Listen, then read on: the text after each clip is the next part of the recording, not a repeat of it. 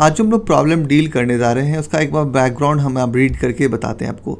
A charge spherical conductor has surface charge density of 0.07 when the charge is increased by 4.4 coulomb. The surface charge density is changed by 0.084।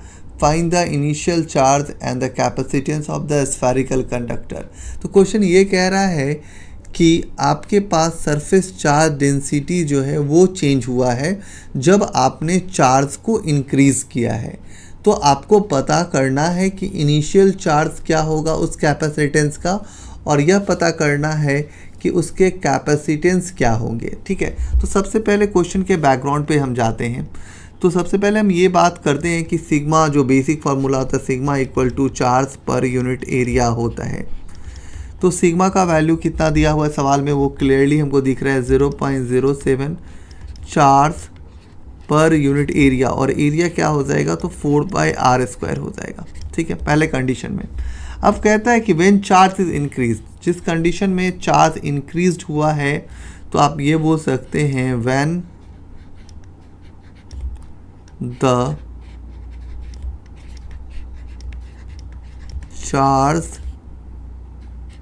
is increase by 4.4 coulomb, तब surface charge density जो होगा उसके बारे में हम लोगों को सवाल में दिया हुआ है। ठीक है, तो अभी फिर से हम यूज़ करेंगे कौन सा formula, sigma equal to charge per unit area.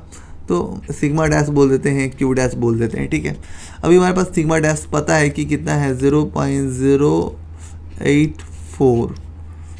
अब जो ये जो Q डैश है वो कितना हो जाएगा, ओरिजिनल चार्ज कितना था हमारे पास Q, उसमें कितना इंक्रीज़ हुआ है, तो उसमें इंक्रीज़ हुआ है 4.4। तो जो चीज़ वैल्यू इंक्रीज़ हुई है उसको हम यहाँ पे डेबिट कर देते हैं, तो वो वैल्यू कितना है हमारे पास 4.4 है।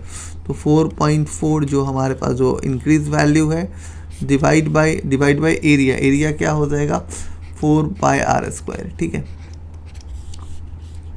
तो ये वो कंडीशन है जब वो इंक्रीज़ हुआ है, और वो जब बेसिक सिचुएशन था तब का कंडीशन है।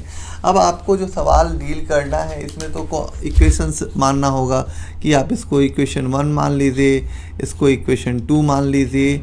अब यहाँ पे आते हैं, हम क्या कहते हैं कि हम लोग डिवाइड कर देते हैं, 2/1 कर देते हैं, 2/1 कर देते हैं। ठीक है, तो जब डिवाइड करते हैं तो क्या हो जाएगा Q डिवाइड बाई 4.4, क्योंकि ये वैल्यू 4.4 है, भूलिएगा नहीं, 4.4 divide by Q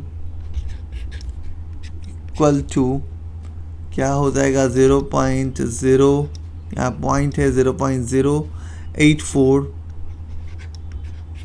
divide by 0.7। अब इसमें से आपको Q की वैल्यू कैलकुलेट करनी पड़ेगी, तो आप क्रॉस मल्टीप्लिकेशन करोगे, फाइट मारोगे। ठीक है, आप ज़्यादा फाइट मत मारना यार, आप कर सकते हो चाहो तो, टाइम टेकन है, बट हम इस मैथमेटिक्स को करने नहीं जा रहे हैं। इस मैथमेटिक्स को हम डायरेक्टली लिखते हैं कि Q का जो वैल्यू होगा वो हो जाएगा 22C। ठीक है, तो हम ये बात डायरेक्ट लिखते हैं। ठीक है, अब आप इक्वेशन 1 देखो, इस इक्वेशन 1 से हम क्या फाइंड कर सकते हैं, देखो तो आपका क्या है 4/r² है इंटू है 0.07 है। ठीक है, और क्या है यहाँ पे Q है, तो यदि हम R कैलकुलेट करें तो क्या हो जाएगा Q डिवाइड बाई 4 इंटू 0.07। ठीक है, अब आप इसको कैलकुलेट करोगे तो आपको चार्ज की वैल्यू को यहाँ पे डेबिट करना होगा। तो what is the charge value 22 जो आपने निकाला है कैलकुलेशन से, 4 इंटू 0.07। अब ये कैलकुलेशन करोगे तो जो भी कैलकुलेशन कैलकुलेट करके आएगा वो आएगा 5 सेंटीमीटर। 5 सेंटीमीटर को मीटर में कन्वर्ट कर देना तो ये हो जाएगा 0.05 मीटर।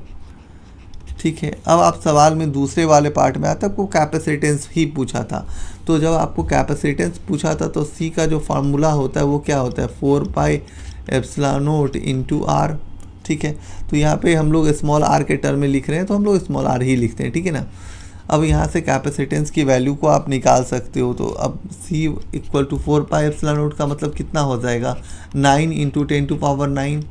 और what is the R value, आर का वैल्यू जस्ट आपने निकाला है 0.05 पॉइंट, मैं सही से दे देता हूँ, ठीक है। तो C इक्वल टू कितना आ जाएगा, जो भी कैलकुलेशन हो जाएगा वो कर लीजिएगा। हम एग्जैक्ट वैल्यू लिख देते हैं 5.56 इंटू 10⁻⁻12F। तो कैलकुलेशन तो हम नहीं किया क्योंकि मैंने कैलकुलेशन का बैकग्राउंड पहले से तैयार करके रखते हैं, ठीक है। तो इजी है क्वेश्चन को डील करना, आप एक बार डील कीजिए। आज के लिए थैंक यू।